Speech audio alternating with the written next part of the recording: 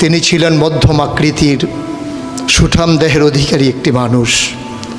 তার চুলগুলো ছিল ঘাড় পর্যন্ত প্রলম্বিত, হালকা হালকা কোঁকড়ানো।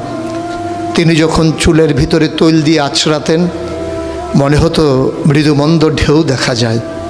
তার কপাল ছিল চওড়া, ভ্রুগুলো ছিল জোড়া ভ্রু, ধনুকের মতো বাঁকা।